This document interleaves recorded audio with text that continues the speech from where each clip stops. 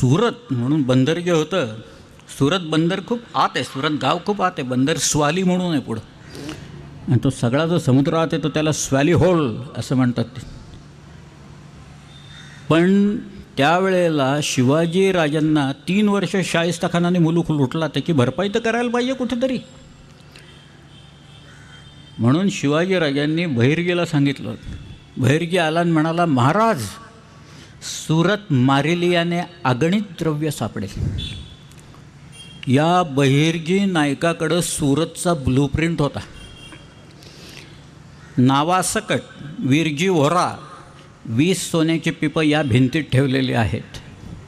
हिरे माणकं ते जिन्याच्या खाली ठेवलेली आहेत, बाकी ते रांजणात ठेवले. हाजी कासम बेग, हाजी सय्यद बेग, अशी सगळ्यांची यादी कुणाकुणाकडं काय, कदाचित त्यांनी बहुतेक याच्या खिशातसुद्धा काय ह्याचीसुद्धा यादी आणली असेल काय ते इतकं बारीक.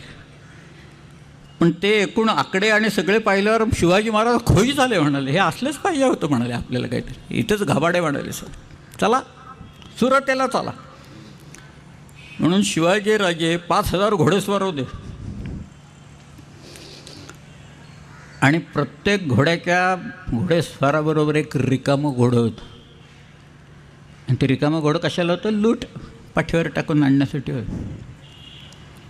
शिवाजीराजे सुरतेला गेले, शिवाजी येतोय म्हणून कळते काय नाही, सुरत शांत. शिवाजी महाराज काय आहेत आणि कोण आहेत आणि त्यांचा झटकान दणका काय असतो याचा पत्ताच नव्हता ना लोकांना.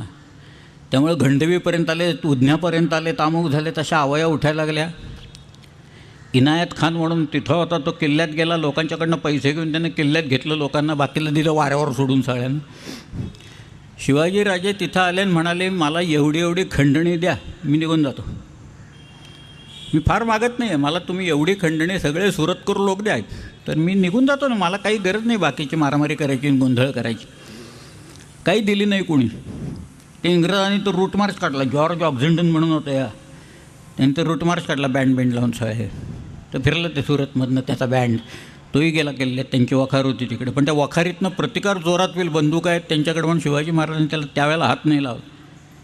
तिथे एक मोनॅस्ट्री होती, फादर एम्ब्रोज नावाच्या एका माणसाची, फ्रेंच कॅप्युसिन पॅड्री होतात. आणि शिवाजी महाराज म्हणायचे की या इंग्रजांच्यापेक्षा फ्रेंच कॅप्युसिन पॅड्री ठीक आहेत म्हणून सगळे. त्यांनी ती वाचवली. आणि मग एकदा ते काही खंडणी येत नाही म्हणताना आता वेळ तर वाया जातं. शिवाजी महाराजांनी सांगितलं, चला कामाला लागा आता आपापल्या सगळे लोक. झालं, सुरत लुटायला सुरुवात केली आपल्या लोक. ओणवे लागायला लागले, घरं पेटायला लागले, लोकांना बडवायला लागले, लोक सापकानी बडवायला लागले, पैशाच्या आणि धनाच्या राशी येऊन पडायला लागले. एकदा का चोप बसला की ओकायला लागले लोक धडाधड. पण याही गडबडीत सगळ्याच्यात शिवाजीराजांनी पथ्य काय पाळलं आहे ते सांगतात. कधी कोणी सुरतकर किंवा गुजराती माणूस भेटला ना आरोप करायला लागला शिवाजी महाराजांनी नेमकी सुरत लुटली, तर त्याला हे उदाहरण अवश्य सांगा. सुरतेत एक व्यापारी होता, त्याचं नाव मोहनदास पारेख. हा डच लोकांचा हिंदू दलाल होता. सुरतेत त्यांनी धर्मकृत्य केलेली होती, भरपूर मंदिरं बांधलेली होती, बगीचे बांधलेले होते, त्याच्याकडं भरपूर संपत्ती होती. आणि जशी लुटीला सुरुवात झाली त्यावेळेला याच्या घरी तो वारला होता नुकताच. याचं घरातले लोक घाबरले सगळे की आपल्यावर येणार धाड आता या शिवाजीच्या लोकांचे, आपलं घर साफ करून जाणार. आणि तिथं खाली खरंच काहीतरी लोक येऊन थांबले. काही मराठी मंडळी तिथून खाली थांबली. सुरत जळती आहे तिथं. पहाट झाली तशी या घरातल्या लोकांना बरं वाटलं, जरा काही झालं नाही तिथं. मग ते आले म्हणाले, आहे त्या लोकांना तुम्ही कोण आहात? म्हणाले, आम्ही शिवाजी महाराजांची माणसं आहोत. त्यामुळे तुम्ही इथं काय करताय? म्हणाले, आम्हाला एवढंच सांगितलं इथे एक चांगला माणूस राहत होता, तर आपल्या लोकांच्यापासनं या घराला तोशिष लागता कामा नाही, त्याचं घर वाचवायचं इथं ते, म्हणून आम्ही इथं उभे आहोत. त्याच्यासाठी वाचवलं मोहनदास पारखचं घर शिवाजी महाराजांनी तेवढ्या ह्याच्यात सुद्धा वाचवलं. सर्रास लुटलं असं काही नाही आहे त्याच्यात. धनवान जे लोक होते विरजी व्होराच्या सारखे, खरं म्हणजे एकट्या विरजी व्होराला लुटलं असताना 10-5 किल्ल्यांची कामं आरामात झाली असती सगळ्या. पण शिवाजीराजांनी सुरतेची लूट जी आणली, नंतर आले परत ते, मुघल येतील म्हणून घोड्यांच्या पाठीवर. शिवाजीराजांनी सुरत 2दा लुटली. मी मगाशी सांगितलं हेनरी गॅरी आणि त्याची जी पत्रं आहेत, Surat trembles at the name of Shivaji. थरथरायला लागतो, कापायला लागतो.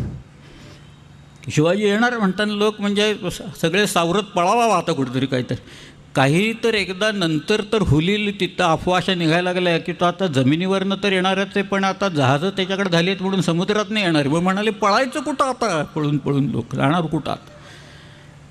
शिवाजीराजांनी 2दा लुटली सुरत. एकदा 64 साली लुटली, एकदा 70 साली लुटली. या दोन्ही वेळेला फरक मात्र एक आहे. पहिल्या वेळेला घोडे नेले होते शिवाजीराजांनी, मुघल चालून येतील म्हणून वेगाने परत येण्याच्यासाठी म्हणून शिवाजीराजांनी घोडे नेलेले होते.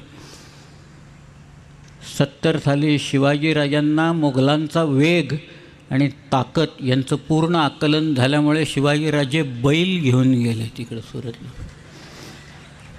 बैलांच्या पाठीवरनं शांतपणे लूट आणली. आणि मुघल आले की चोपले जाणार आणि आलेच. नंतर मुल्हेर की पेठ लुटली शिवाजीराजांनी. कांचनबारीच्या खिंडीतनं खाली आले. तिकडे एक वैजापूर नावाचं गाव आहे, तिथनं दाऊद खान कुरेशीनं लोक पाठवले. इखलास खान सगळे तिथं आले. भर मैदानात लढाई झाली. सभासद लिहितो, खासा राजा बख्तर घोगी घालून उभा राहिला. स्वतः शिवाजीराजे चिलखत शिलस्त्राण घालून उभे राहिले. सडे राऊत उभे राहिले. समोरासमोर लढाई.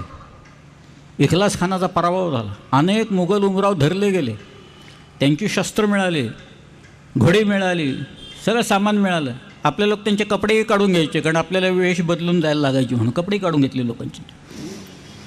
पण या दोन ह्याच्यातला फरक आहे की शत्रूची ताकद, ज्याला स्वॉट ॲनालिसिस म्हणतात, स्ट्रेंथ अँड विकनेसेस, पूर्णपणे कळले होते मुघलांचे विकनेसेस काय आणि आपली ताकद किती वाढत चालली आहे शिवाजीराजांना कळलं.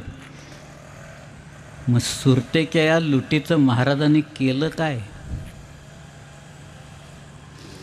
मी आता माझा राजवाडा बांधणार. 7 मजली वाडा का काय 20 मजली इमारत, मोठी किंमत.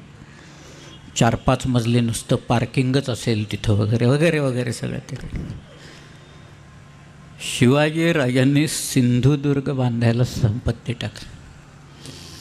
गोव्याच्या पोर्तुगीजांच्या उरावर एक किल्ला शिवाजी महाराजांनी बांधायला काढला. फार सुंदर वाक्य आहे सभासदाचं. त्यांनी लिहिल्या 18 टोपकरांचे उरावर सिंधुदुर्ग शिवलंका अजिंक्य जागा निर्माण केला असं म्हटलं आहे. शिवलंकाच म्हटलं आहे ते सिंधुदुर्ग. जागा अशी हेरली होती बरोबर. कुर्ट या नावाचं बेट होतं. पाणी होतं, गोड पाणी आत. 3 विहिरी आहेत. नावंसुद्धा फार देखणी आहेत, नावं फार छान आहेत, गोड नावं आहेत. एका विहिरीचं नाव आहे दही बाव, दुसरीचं नाव आहे दूध बाव, तिसरीचं नाव आहे साखर बाव. अशी ती 3 नाव. शिवाजीराजांनी सिंधुदुर्ग काढला बांधायला. आणि महाराजांनी एक स्वारी केली. बार्सिलोर लुटलं त्यांनी जाऊन तिकडे. एकच स्वारी शिवाजी महाराजांची आयुष्यात जहाजावरनं केलेली एक स्वारी होती. मालवणवरनं आरमार निघालं, बार्सिलोरला आलं, बार्सिलोर लुटलं शिवाजीराजांनी. तोपर्यंत मिर्झा राजा येतोय असं कळलं. पण शिवाजीराजे परत आले. काही खुशकीनं काही लोक आले, काही समुद्रातनं आले. मग पुढं शिवाजीराजांना आग्र्याला जावं लागलं. सिंधुदुर्गाचं काय झालं? सिंधुदुर्गाचे इथं पैसे कोणी दिले? आमच्याकडं धरणाची कामं 35-35 वर्ष चालतात, पाणीच नाही देत. काही ठिकाणी मला आठवतं आहे, मी स्वतः होतो तिथं. एक प्रचंड मोठा असा पूल दिसला मला बरं का. पण खालनं एक असा ओढा वाहत होता साधा. अरे म्हटलं एवढा उंच पूल आणि खालनं ओढा, तर नदी बिदी तर काही दिसत नाही, तर काय आहे? आता जाऊ देऊ म्हणाले. काय पुलाचं डिझाईन रेडी होतं म्हणाले, तिथं ते वापरून टाकलं, तिकडनं पूल बांधून टाकलं. काही ठिकाणी नद्या नाहीत, तिथंच धरणं झालेली आहेत. इथं आम्ही हरिश्चंद्रगडला जातो ना, त्या खिरेश्वरच्या समोर पलीकडे खुबीच्या तिथं जे धरण झालं ना, पुढं धरणाची भिंत आहे.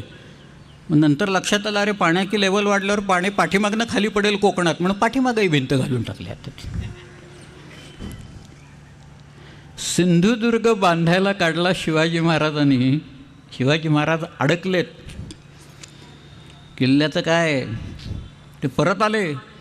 परत आल्यावर म्हणाले, अरे सिंधुदुर्ग कुठपर्यंत आलं आहे आपलं सगळं, किल्ल्याचं बांधकाम कुठं आलं आहे, पोर्तुगीजांच्या नाकावर मी बांधतोय तो किल्ला.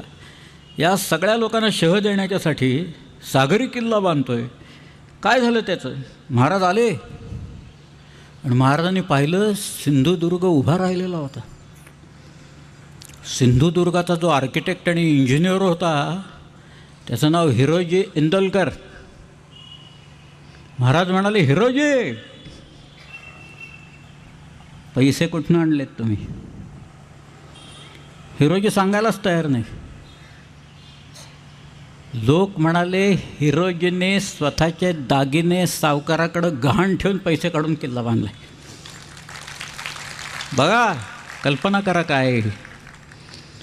लोक अनुयायी कसे निर्माण करायचे आणि काय करायचे, कारण त्याला खात्री होती, हो माझे पैसे तर काही बुडणार नाहीत, महाराज परत आल्यावर हे सगळं फेडतील, बक्षीस देतील वर्मा. काम थांबता काम आहे, स्वराज्याचं काम आहे, राजाचं काम आहे, धर्माचं काम आहे. हे काम झालं पाहिजे, किल्ला उभा केला पाहिजे. महाराज सद्गदित झाले आणि म्हणाले, हिरोजी मागून घ्या काय पाहिजे. हिरोजी म्हणाला, काही नको महाराज, तुम्ही दिलं एवढं मला बास आहे.